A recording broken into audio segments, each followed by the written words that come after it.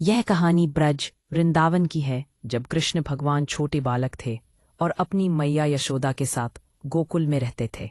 छोटे कन्हैया अत्यंत नटखट और मनमोहक थे। उन्हें माखन बहुत प्रिय था।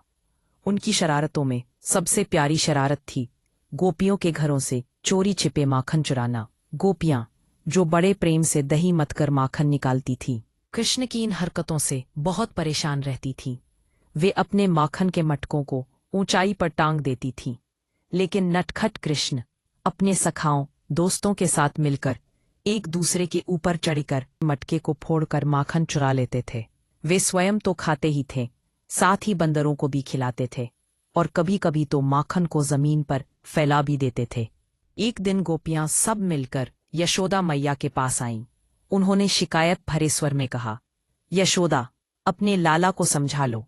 इसने हमारी मटकी फोड़ दी, सारा माखन चुरा लिया। हम इसकी शरारतों से तंग आ गई हैं। जब हम काम से बाहर जाती हैं तो यह घर में घुसकर माखन चुराता है और न मिलने पर हमारे बच्चों को भी तंग करता है।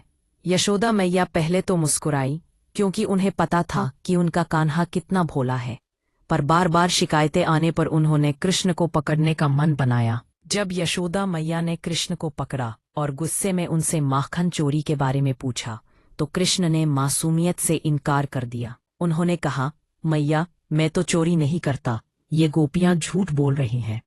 लेकिन जब यशोदा ने उन्हें रंगे हाथों पकड़ लिया तो उन्हें गुस्सा आ गया।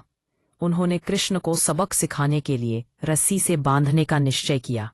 यह देखकर कृष्ण डर गए, परंतु यह कैसी लीला थी।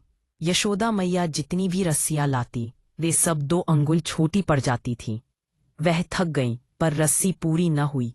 अंत में जब कृष्ण को लगा कि उनकी मैया बहुत परेशान हो रही हैं, तो उन्होंने स्वयं ही बंधना स्वीकार कर लिया। इस लीला को दामोदर लीला कहते हैं, जहां दाम का अर्थ है रस्सी और उदर का अर्थ है पेट। यशोदा मैया का क्रोध अब वात्सल्य में बदल गया। उन्होंने कृष्ण को बांधकर छोड़ दिया, लेकिन उनका हृदय अपने लाला के लिए प्रेम से भर गया।